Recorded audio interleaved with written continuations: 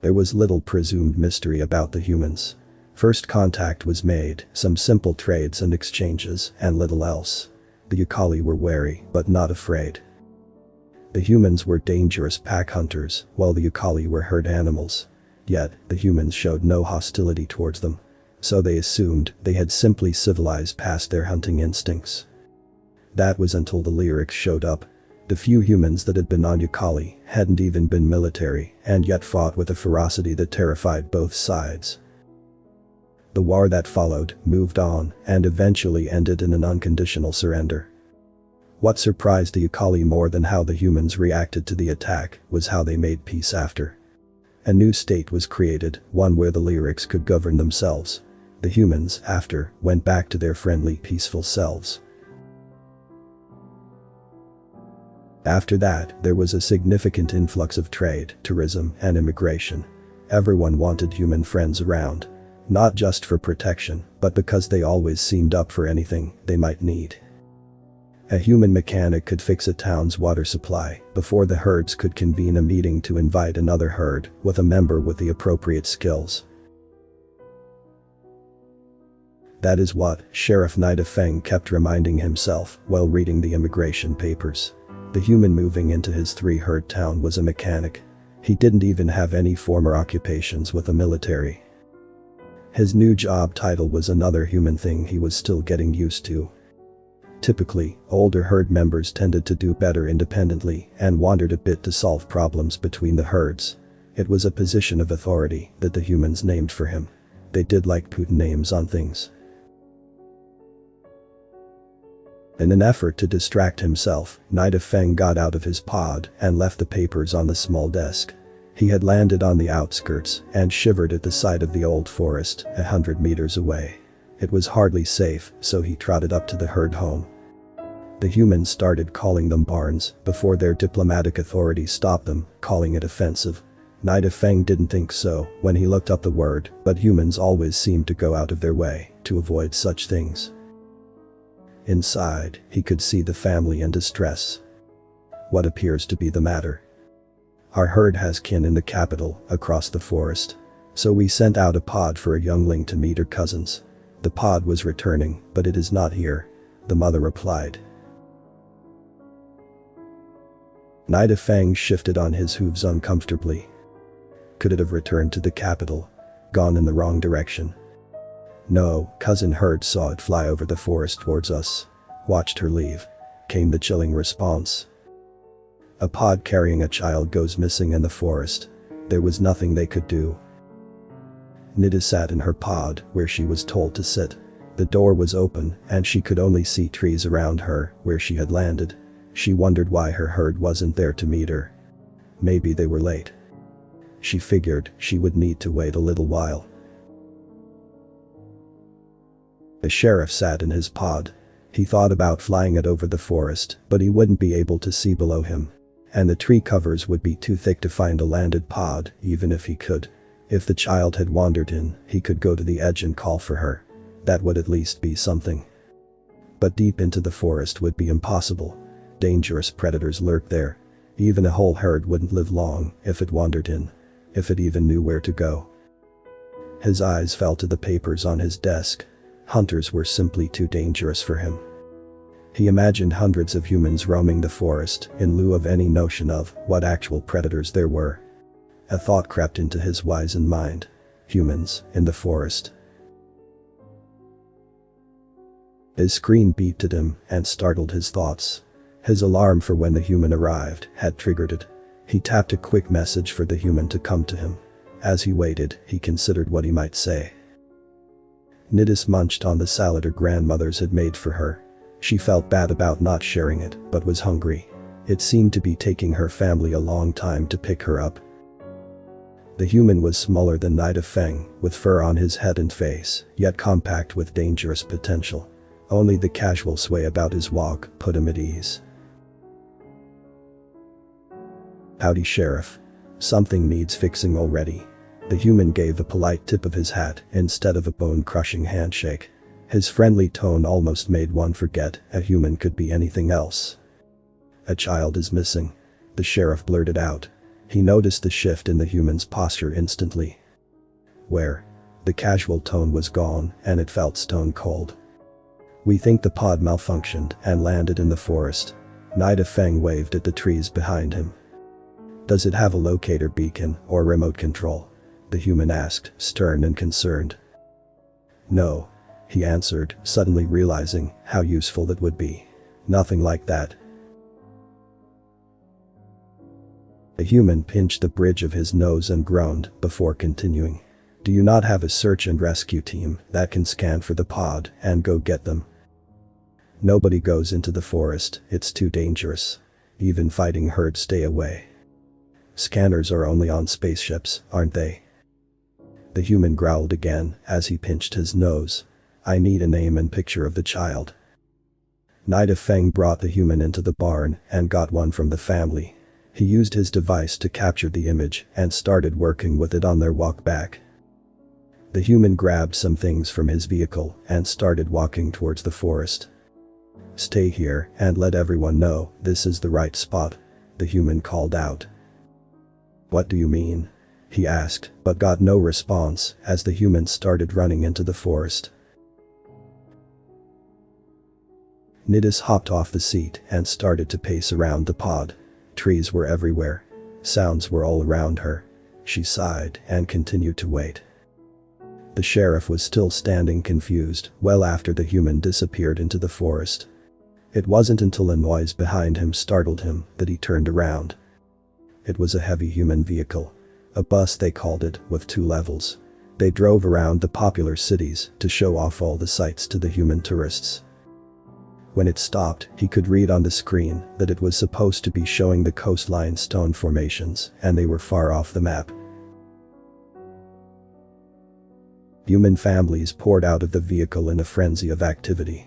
Some were older, some much younger, a collection of small herds it seemed. When one asked if they were in the right place for the missing child, Nida Feng simply nodded, knowing humans understood the gesture. The screen on the outside of the bus was changed to a map of the local area. He could see a small dot inside the forest, moving deeper, while dots started appearing around him, just outside.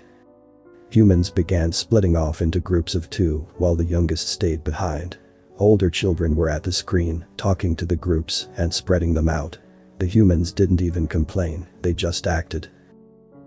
Nidis was getting worried. Her salad was done and she still had not seen her parents. She had set off in the morning and it was now well past midday. She had never been alone for so long before in her life. Nida Feng was dumbfounded at how many more human vehicles had shown up. The space was filling up where he was parked. Some human shuttles had even landed in direct violation of air traffic control, who had been screaming at them before the humans screamed back. Air traffic control didn't talk anymore after that. The young humans were still busy directing teams into the forest, and the sheriff could see the pattern. An ever-expanding wave of humans simply marched into the forest. Some had weapons, but most did not. What really shocked him were the 2 humans with a pair of quadruped animals. They were covered in fur and followed the directions of the humans they were with. At a distance, they were scary, but as they came closer, they were terrifying. One was a black and brown pattern of fur that seemed the most dangerous. The other had short yellow fur. And the way his tongue hung lazily out the side of his mouth made him almost seem silly, if not for the visible teeth. Excuse me, but you wouldn't happen to have something with a girl scent on it, would you? The humans asked.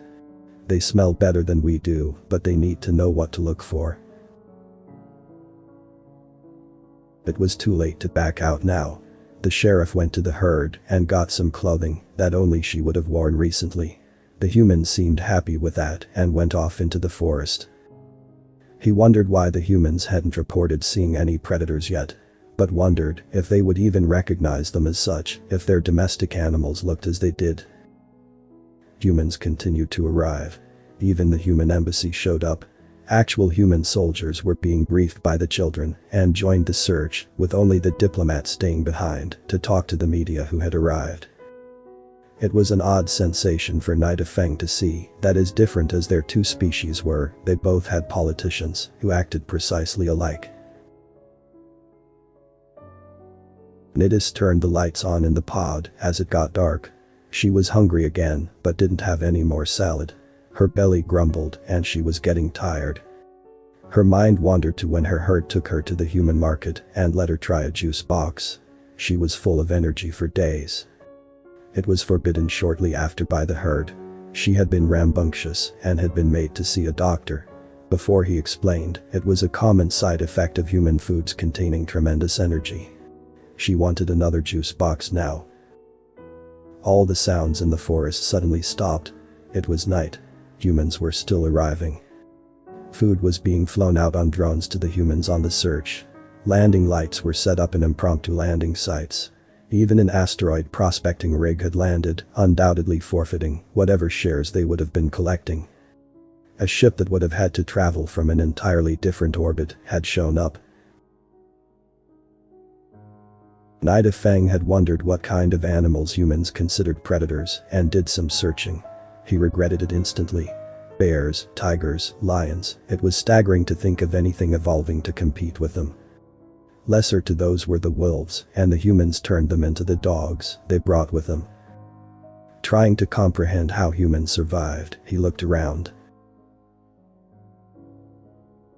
This is how they did it. A single human could be dangerous, but many together are unstoppable. It didn't matter if they were in herds or packs. Few humans around him shared any familiarity with another, yet they all came. For a child not their own. Like his people were when they were attacked. A threat to one was a threat to all, and they all threw themselves at the threat. A missing child warranted the same response. A rallying cry for help, all of it to hunt down a single child, and damn the expense. Nidis could hear things around her. She moved away from the pod. The light made her visible. She had to hide. She was too small to reach the door, to close it herself. Into the bushes she crept as forms appeared through the trees. Lanky, furless forms, hopping along into the light. Their long snouts sniffed at the pod, slowly drawing towards her. There were several more around the pod. She froze, trying to go unnoticed, but they had her scent. Short hops towards her as they searched with their tiny eyes. Their mouths opened, and the hard sides of their mouths were bladed edges that chopped at the air to taste her smell. Nidis let out a soft whimper. She really wanted to try a juice box again. The noise attracted the whole pack, and they all hopped closer. Nidis wished they hadn't heard her. The rumbling of an approaching storm came from behind her and made her hope it might hide her. Closer, the danger approached. Nidis tried to look away, thinking the storm sounded too odd. As if it had to pause for a breath between each rumble. With one eye on the danger, her other faced the bushes. She was about to shut them both, as the danger was only an arm's length away. But saw something in the bushes. A glint of light from the pot off some metal reflecting it. As the danger leaned closer, the storm pushed through the bushes and revealed it was another animal. It didn't look like the predator. It was covered in black and brown fur, and the sides of its mouth were soft and pulled back to reveal a long row of sharp bone teeth. The metal she had seen hung from a strap around its neck. Nidis didn't know what the human letters, Mary, meant, but she recognized the shapes. The danger hopped in for the kill, and the storm exploded from the bushes. Nidis turned to see the storm beast, with his mouth around the neck of the danger, whipping it back and forth until letting it go and sending the limp form flying to crash against the pod. The others hopped in to get at the storm beast, but it moved faster than they could, getting around them, biting into them, and throwing them around. When one hopped closer to her, the bushes exploded again as another beast came between her and the danger. This one let his thunder rumble, but kept close to Nidis. He was pushing against her to shield her. A storm between her and danger. The yelps and cries of the danger amidst the rumbling storms ended as the danger fled. The one storm stood guard as the other turned to face her. This one had a tag that said, Pippin on it. It licked her face, and his whole body wiggled as the big tail moved behind him. Nidis couldn't tell if the storm was moving the tail or the tail was moving the storm. The other storm suddenly let out a long howl into the sky. Human voices came back, shouting, as the storm started making shorter shouting noises. "Nidis," the human shouted as he burst through the brush. "Are you alright?" He paused to look at the carnage around him. Nidis giggled as she got more licks on her face. "I am alright." The human grabbed the animal near her by the face. "Good boy, who's a fool of a took, eh? Good boy." The other human was doing something similar before reaching into his bag. "Do you need anything?" the human near her asked. Nidis perked up with excitement. "Do you have a juice box?" As the other human fired something into the air and started working on his device, the one near her replied, Yes, I do." The howling had been chilling, heard by everyone, who stopped in silence. 100 more humans getting ready to head into the forest were still at the sound. A bright green light went up into the sky. Sheriff Nidis didn't know what it meant. "Found alive," a child at the tour bus screen shouted, showing the image sent by the humans in the forest, wrapping the young Nidis in a blanket as she drank something clutched in her hands. There was half a moment of silence before a cacophony of noise. Every human around him and in the forest started screaming and cheering. They bellowed and hollered as if the words they needed to express their feelings didn't exist and compensated with noise. Some tore off shirts, others started to dance, and a few were on their devices, calling out to others en route that their mission was a success. The intensity of the emotion was almost unbearable for the sheriff. Almost. The humans were showing Tai Feng what he had to do. He climbed onto his pod, tossed the immigration papers he had been so worried about that morning into the air, and shouted, "Humanity, fuck yeah." The crowd somehow managed to get more noisy after that. It fed off itself. It didn't stop until the girl came out of the forest. She was riding on the yellow quadruped, whose trot could only be understood as happy, the silly tongue hanging out of his head. The girl was given over to her herd, who rejoiced at her return. The animals were rewarded with food and attention as their humans explained what had happened. Slowly, the humans started to leave. Ships launched, vehicles drove away, politicians took credit. And all soon left, except for the sheriff and the human's truck next to his pod. He was exhausted, but Nidis sat in his pod to wait for the human. It was light out when he woke up to the soft touch of the human beside him. "You're back," he remarked. "Yeah, got through to the other side, so I hitched a ride." He pointed to a departing pod. "Good news all around, I hear." "Sorry, you weren't the one to find her." The human shrugged. "As long as she's found, it doesn't matter. I'm sorry I missed the party though. I like this part." Sheriff Nidis watched the news feed of him. He was too stunned to know how he should feel about it. Until he did, he smiled. They both watched him getting onto his pod, tossing the papers into the air and shouting for all the universe to hear. "Humanity. Fuck yeah." Author's name and the link to original text is in the description. Consider tapping the thumbs up and pressing the subscribe button if you enjoyed this video.